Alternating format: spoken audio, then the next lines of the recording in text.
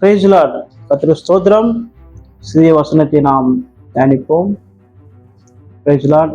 இப்போ நாள் நம்ம இந்த எக்ஸாம் காலத்தில் இருக்கிறோம், எக்ஸாம் சீசன்ல இருக்கிறோம். ஆகையால் எக்ஸாம் சந்தர்ப்பமாக ஒரு வசனத்தை நாம் தியானிப்போம். இங்கே பார்த்தால் ஆதியாகமம் 22 அதிகாரம் 1 வசனத்திலே அப்ராமை கடவுள் என்ன பண்ணாராம்? சோதித்தார். பரிசோதித்தார்.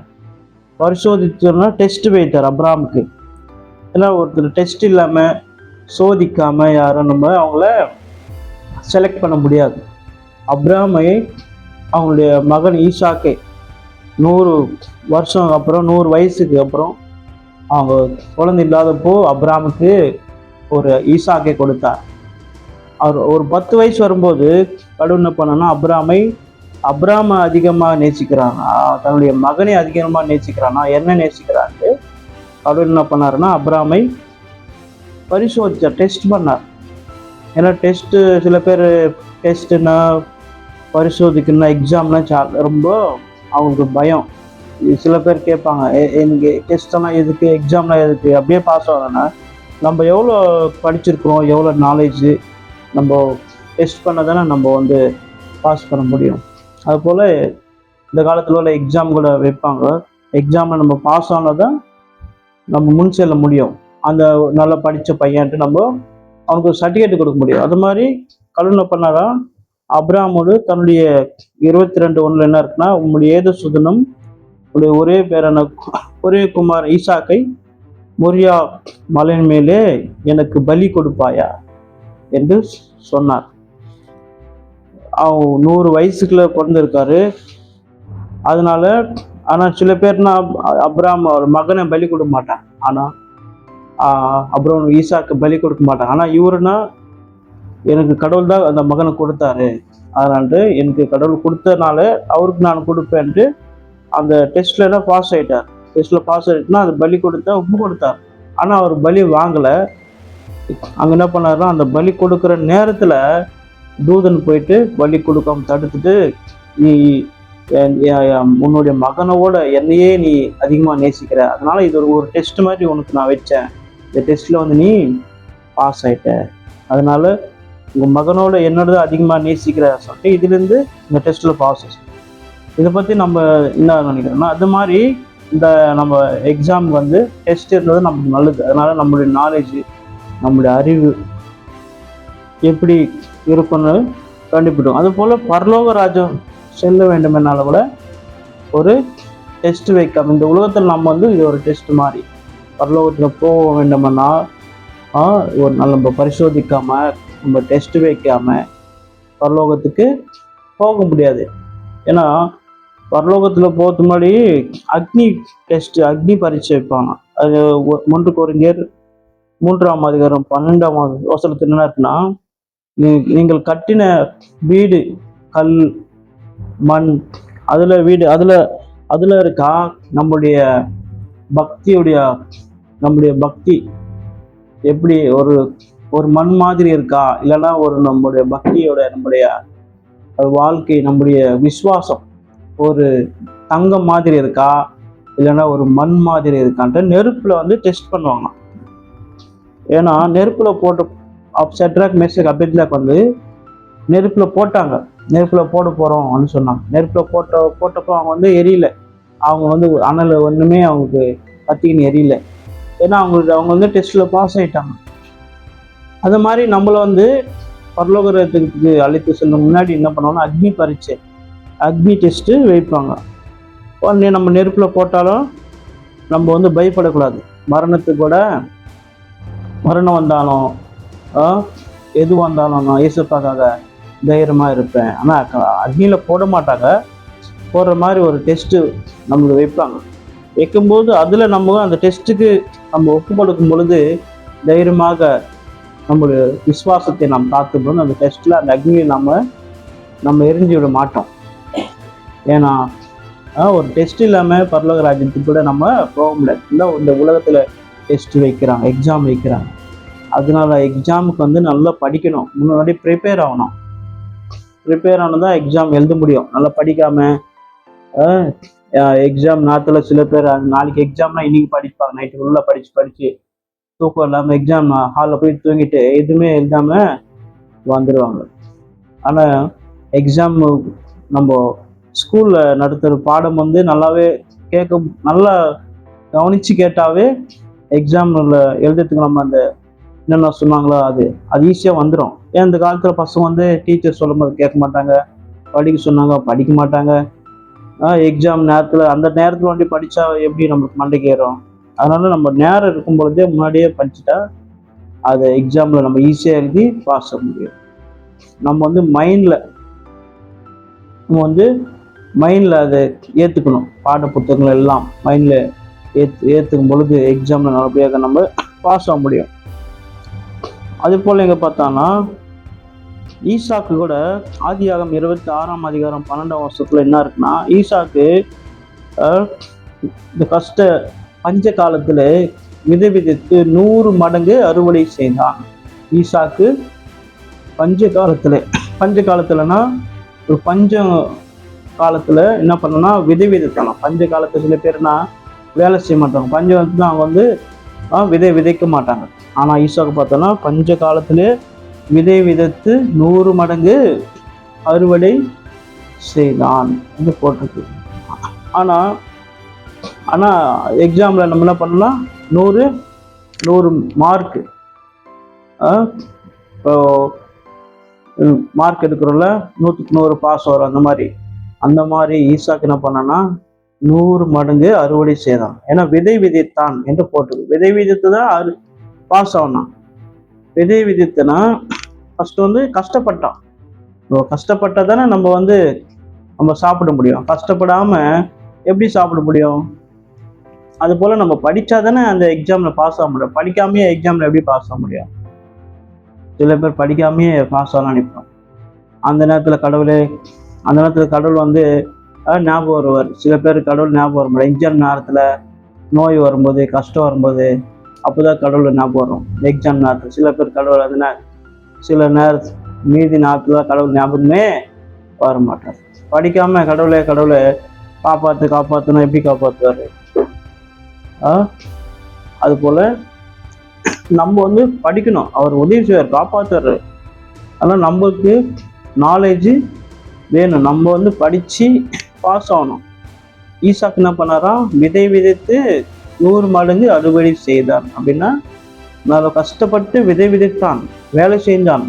அதே போல நம்ம பாட புத்தகம் எடுத்து படிக்கிறது கஷ்டம்தான். புக்கு எடுத்து படித்து நம்ம மைண்டில் அதை ஏற்றுக்கொள்ளும் போது அது விதை விதைக்கணும். மைண்டில் விதை விதைக்கணும். ஈசாக்கு வந்து வயலில் விதை விதைத்தான். நம்ம எங்கே விதை விதைக்கணும்னா மைண்டில் இதயத்தில் நம்ம பாட புத்தகங்கள்லாம் விதை மாதிரி ஒரு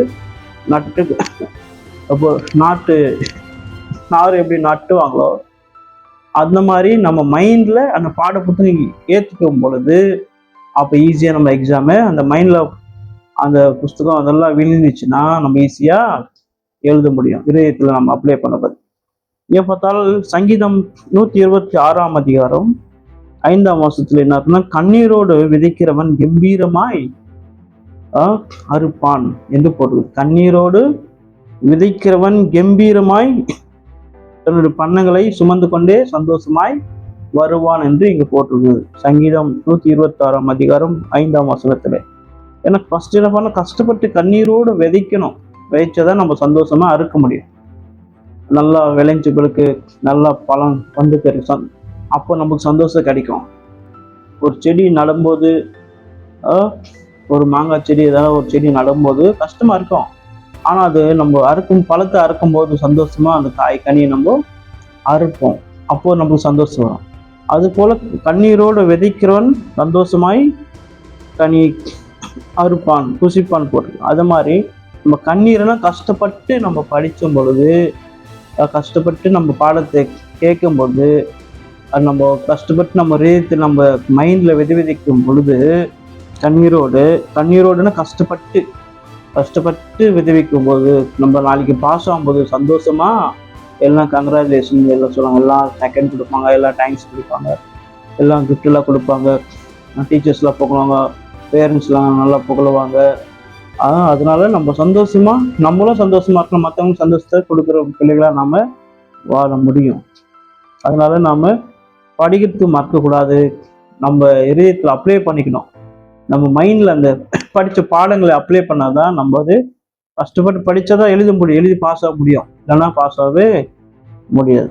அது போல எங்கே பார்த்தாலும் வேதத்துல பைபிள் என்ன போட்டுருக்குன்னா, ஆதாமுக்கு பிறந்த 2 பசங்க, 2 குழந்தைங்க. அவர் வந்து கையோன் ஒருத்தன், ஏபேல்னு ஒருத்தன். கையோன் ஏபேல் வந்து 2 பேரும் பலி எடுத்துன்னு வந்தாங்க. கையோன் என்ன பண்ணான்னா, தன் வயல்ல முளைச்ச அந்த நெல், அந்த பயிறு, காய்கறிலாம் எடுத்துன்னு வந்தான். ஆனா ஏபேல் என்ன பண்ணாராம், ஒரு ஆட்டுக்குட்டி வந்து பலி கொடுத்தான், பலி வந்து எடுத்துட்டு வந்தான். அது போல கடவுள் வந்து அந்த அவங்க பலி வந்து, கையோனுடைய பலியை வந்து கடவுள் வந்து அங்கீகரித்தாரு. ஏபேலோட பலியை வந்து கடவுள் அங்கீகரித்தார், கையோனுடைய பலியை அவரு அங்கீகரிக்கல. ஏன்னா ஏபேலோட ஆட்டுக்குட்டியை வந்து அவர் பலியா கொடுத்தார். ஏன்னா அவருக்கு பிடிச்ச பலி என்ன, கடவுளுக்கு பிடிச்ச பலி என்னன்னா ஆட்டுக்குட்டி அப்படின்னா என்னன்னா, ஆட்டுக்குட்டினா ரொம்ப பிடிக்கும். அப்படி அது போல பரலோகத்தில் நம்ம போக வேணும், ஆட்டுக்குட்டி மாதிரி நம்ம மனசு இருக்கணும். ஆடுனா ஆட்டுக்குட்டினா செம்மறி ஆடுனா அது மௌனமா இருக்கும், கத்தாது, சண்டை போடாது, அன்பா இருக்கும், பாகத்துக்கு பேசாது. அவர் வந்து நம்ம மனசு, இருதயத்துல ஒரு தாழ்மை உள்ளமாக இருக்க வேண்டும். அது கூட நம்ம ஏசப்பா கூட சொல்லுவார், அவர் நல்ல ஆட்டுக்குட்டி சொல்லுவார். ஆட்டுக்குட்டியானா செம்மறி ஆட்டு அப்படின்னா, அவர் வந்து இந்த அன்பு காட்டினார், நேசித்தார் மக்களை. யாராவது அடிக்கும்போது அடிக்கல, யாராவது வந்து அவன் திட்டும்போது திட்டல, அன்பு செலுத்தினார். அப்படிப்பட்டவங்க தான் கடவுளுக்கு வந்து பரலோக ராஜ்யத்துல செலக்ட் ஆக முடியும். நம்முடைய மனசு, நம்ம காணிக்க கொடுத்தா, நம்ம வந்து காய்கறிலாம் கொடுத்தா, நம்ம வந்து அது மாதிரி கொடுத்தா அது அவருக்கு உகந்த காணிக்க இல்லை. நொறுங்கொண்ட இருதயம் உள்ளவர் தான் கடவுளுக்கு புரியும். அவர் இருதயம் எப்படி பார்ப்பான்னா, நொறுங்கொண்ட இருதயம்னா மனம் திரும்புகின்ற இருதயம், நல்ல ஒரு இருதயம், நல்ல புத்தி, நல்ல அன்பு செலுத்துற இதயம், நொறுங்கொண்ட ஆவிதான் அவளுக்கு பிரியமான காணிக்கை என்று சொல்றார். அவர் பலியை விரும்புவதில்லை. அவர் என்ன விரும்புறாரா, நொறுங்கொண்ட இதயத்தை தான் இருக்கணும். நொறுங்கொண்ட இதயம்னா மனம் திரும்புகின்ற ஒரு இருதயம் அப்படின்னா சுத்த இருதயம், ஒரு நல்ல இருதயம், ஒரு அன்பான ஒரு இருதயம். ஒரு இதயத்தில் சுத்தம் உள்ளவர்கள் பாக்கியவான்கள், அவர்கள் தேவனை தரிசிப்பார்கள் என்று வேற்றப்போர். இதயத்தில் தாழ்மை உள்ளவர்கள் பாக்கியவான்கள். மத்தேயு சுவிசேஷம் 5ஆம் அதிகாரத்தில் என்ன போட்டிருந்தால், ஆவியில எளிமை உள்ளவர்கள் பாக்கியவான்கள், பரலோக ராஜ்யம் அவர்களுடையது. துயரப்படுவர்கள் பாக்கியவர்கள், அவர்கள் ஆறுதல் அடைவார்கள். இரக்கமுள்ளவர்கள் பாக்கியவர்கள், அவர் இரக்கங்களை பெறுவார்கள் போட்டு. தாழ்மையுள்ளவர் பாக்கியவர்கள், பூமியை சுதந்திரித்துக் கொள்வார் போட்டு. அப்புறம் இதயத்தில் சுத்தமுள்ளவர்கள் பாக்கியவான்கள், அவர்கள் தேவனை தரிசிப்பார் என்று போட்டு. அது போல நம்ம இதயத்துல தாழ்மையுள்ள இருதயத்துல இருந்தா நம்ம பரலோகத்துல போக வேண்டும். அது போல ஏசப்பா கூட சிலுவையில் இருக்கும்போது அவரு கூட ஒரு டெஸ்ட் மாதிரி வச்சாங்க. அந்த நேரத்துல வந்து ஏசப்பா கடவுள் டெஸ்ட் வச்சார். நான் சிலுவையில் இருக்கும்போது நீ வந்து யாராவது அடிச்சாலும், யாராவது திட்டினாலும், யாராவது சிலுவையில் அரைஞ்சாலும், அடிச்சாலும், எது பண்ணாலும் நீ யாருக்கிட்டையும் பேசக்கூடாது, மௌனமா இருக்கணும், பேசக்கூடாது அப்படின்ட்டு சொன்ன. அது ஒரு டெஸ்ட் வச்சாங்க. சிலுவையில் அந்த டெஸ்ட்ல பாஸ் ஆயிட்டார் ஏசப்பா. ஏன்னா அவர் வந்து அவர் அடிக்கும் பொழுது, அவர் துன்பப்படுத்தும் பொழுது, அவர் தலையில முள்ள கிரீட்டம் வைக்கும் பொழுது, அவர் கைகள் ஆணையில் அடிக்கும் போது அவர் எந்த வார்த்தையும் பேசவே இல்லையா, அடிச்சவங்களை மறுபடியும் அடிக்கவே இல்லை, அவர் எந்த கோவப்படவே இல்லை, அவங்களுக்காக ப்ரேயர் பண்ணாரு. அவங்களை அடிச்சவங்களுக்காக பார்த்து, பிதாவை உங்களுக்கு செய்கிறது இன்னாவது அறியாதனால இவங்களை மன்னிங்கன்னு சொன்னாரு. ஏன்னா கடவுள் வந்து ஏசப்பாவுக்கு ஒரு டெஸ்ட் வச்சாரு. இந்த மாதிரி நீ வந்து சிலுவையில் பலியானாலும் அவங்க அடிக்கும்போது எது சொன்னாலும் மௌனமாக இருந்தால் தான் உன்னை நாங்கள் ஒரு செலக்ட் மாதிரி பரலோக ராஜ்யத்துக்கு போக வேணும்னா ஒரு ஆட்டுக்குட்டி எப்படி எப்படி அடித்தாலும் எப்படி எது பண்ணாலும் மௌனமாக இருக்கும். ஒரு ஆட்டுக்குட்டி அது வெட்டுறதுக்கு எடுத்து போகும்போது அது வந்து கத்தாது, மௌனமாக இருக்கும். அந்த மாதிரி சிலுவையில் அவர் மௌனமாக இருந்தார். அதனால தான் பரலோக ராஜ்யத்துக்கு எடுத்துக்கொள்ளப்பட்டார். ஏசப்பா வந்து செலக்டேட்டர். அது போல நம்ம வந்து தாழ்மையாக இருக்கும் பொழுது, நம்ம கூட அன்பு செலுத்தும் போது, யாராவது அடித்தாலும் திட்டினாலும் ப்ரேயர் பண்ணும் பொழுது, நல்ல பிள்ளைங்களாக இருக்கும் பொழுது நம்ம கூட என்ன பண்ண முடியும்? பரலோக ராஜ்யத்துக்கு செலக்ட் ஆக முடியும். அதனால நம்ம அடி வாங்கணுன்ட்டு இல்லை. அதனால என்ன பண்ணால் நம்ம வந்து நேசிக்கணும், அன்பு செலுத்தணும். ஏசப்பா வந்து நேசிக்கணும், அன்பு செலுத்தும் போது அந்த டெஸ்ட்ல வந்து ஏசப்பா பாஸ் ஆகிட்டு பரலோகத்துக்கு செலக்ட் ஆகிறார். நம்ம கூட பரலோகத்துக்கு போக வேண்டும் என்னால் ஏசப்பா மாதிரி அன்போடு வாழ வேண்டும், நல்ல பிள்ளையா வாழ வேண்டும், நல்லவங்களா இருக்க வேண்டும். இங்கே பார்த்தா அதுக்கப்புறம் யோபு வந்து 23ஆம் அதிகாரம் 10ஆம் வசனம் இருக்குன்னா, அவர் என்னை சோதித்த பிறகு நான் ஒரு பொன்னாக விளங்குவேன். பொன்னாகனா ஒரு கோல்டாக ஒரு வைரமாக நான் வந்து விளங்குவேன் என்று போட்டிருக்கு. அப்படின்னா ஒரு நல்ல ஒரு தங்கத்தை வந்து அது ஒரிஜினல் தங்கமா டூப்ளிகேட் தங்கமானா அது ஃபஸ்ட்டு அது டெஸ்ட் பண்ணணும். என்ன பண்ணாங்கன்னா ஒரு நெருப்பில் அது வைப்பாங்க. ஒரு கோல்டை ஒரு டூப்ளிகேட் தங்கமாக இருந்தால் அது கருகி போயிடும். நல்ல ஒரிஜினல் தங்கம் வந்து எவ்வளோ நெருப்பு வச்சாலும் அது கருகி போகாது, அப்படியே நிற்கும். அப்படியே ஒரிஜினல் தங்கம் வந்து அப்படியே நிற்கும். அது போல் யோபு என்ன பண்ணாருன்னா, அவங்க எத்தனையோ போராட்டம் வந்தார். யோபுக்கு என்ன போராட்டம் வந்துச்சுன்னா, யோபு வந்து எப்பவுமே துதித்து கொண்டே இருப்பார். யோபு வந்து என்ன பண்ணுவோம், சாத்தான் வந்து ஏசப்பா வந்து கடவுள் வந்து யோபு கிட்ட போயிட்டு நீ வந்து டெஸ்ட் பண்ணிக்கோ, நீ இவன் வந்து சோதிச்சுட்டு பார்த்து பாரு, டெஸ்ட் பண்ணி பாரு, எத்தனை கஷ்டம் வந்தாலும் என்னை துணித்துக்கிட்டே இருப்பார், என்னை வந்து இவன் யோசிக்க மாட்டார், என்னை வந்து இவன் மறுதளிக்க மாட்டார் பாரு சொல்லும்போது டெஸ்ட்டில் வந்து யோபு என்ன பண்ண பாஸ் ஆகிட்டார். எத்தனை கஷ்டம் வந்தாலும் அவங்க பசங்க 10 பசங்க இறந்துட்டாங்க, அவங்க மனைவி வீட்டை விட்டு போயிட்டாங்க, அவனுக்கு வந்து நோய் நொடி எல்லாமே வந்துச்சு. இருந்தாலும் அவரு பசங்க வந்து கடவுள் கொடுத்தார் கிஃப்டாக, ஆனால் அவரே எடுத்தார், கடவுளுக்கே நன்றி சொன்னார். அதுக்கப்புறம் ஆரோக்கியம் கொடுக்குறது அவர் தான், சுகத்தை கொடுக்குறது அவர் தான். கடவுள் ஆரோக்கியம் கொடுத்தாலும் நன்றி, ஆரோக்கியம் கொடுக்கலன்னு கூட அவருக்கு நன்றி சொல்லிட்டு அந்த டெஸ்ட்ல அவரு பாஸ் ஆயிட்டார்.